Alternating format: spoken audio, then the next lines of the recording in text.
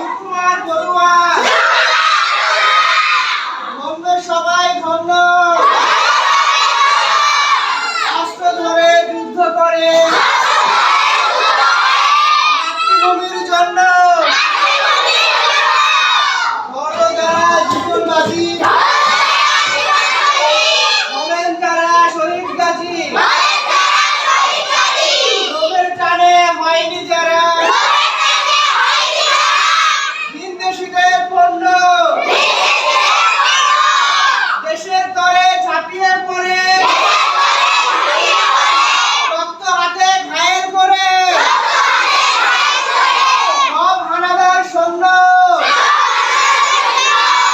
ধন্য ওরা ধন্য।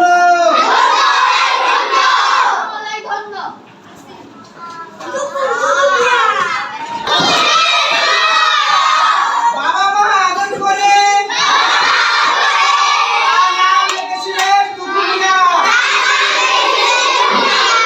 দুখুমিয়ার জীবনে অনেক দুঃখ ছিল। 8 বছর বয়সে তার বাবা মারা যান। তিনি তখন গ্রামের বক্তব্যে পড়াশোনা করতেন। বাবা মারা যাওয়ার পর তাকে নানা রকম কাজ করতে হয়। তিনি খুব গান পছন্দ করতেন। তার গ্রামে একটু গানের দল ছিল। তারা গ্রামে গ্রামে গান গেয়ে বেড়াতো। তিনি তখন তাদের সাথে যোগ দেন। সেখানে গান লেখেন আর সুর করেন। একদিন তিনি বাড়ি ছেড়ে আসানসোল শহরে চলে গেলেন।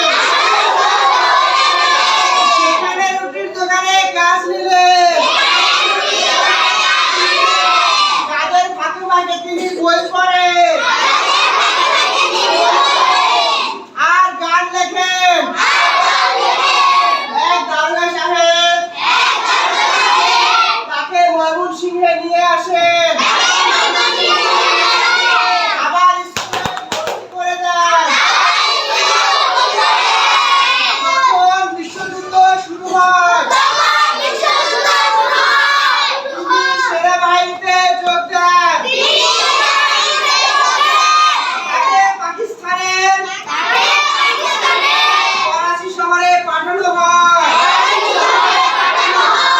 যুদ্ধ শেষ হলে তিনি কলকাতায় চলে আসেন। পত্রিকা তার লেখা ছাপা হতে থাকে। তখন আমাদের দেশ ইংরেজরা শাসন করত। এই দেশের মানুষের উপর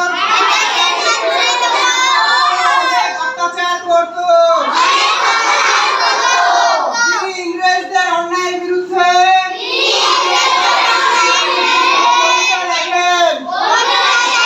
তাই তাকে জেলখানায় বন্দী হতে হয়।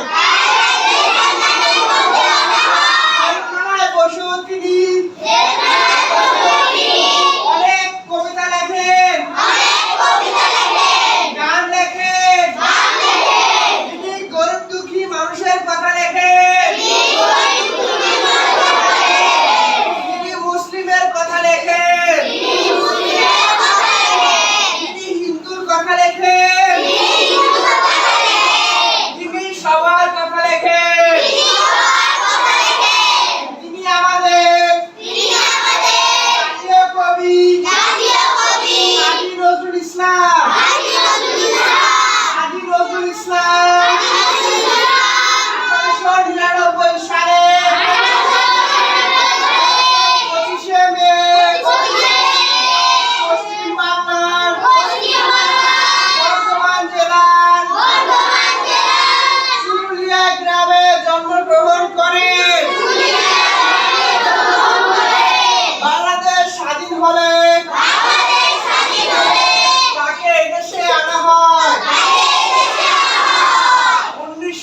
একাত্তর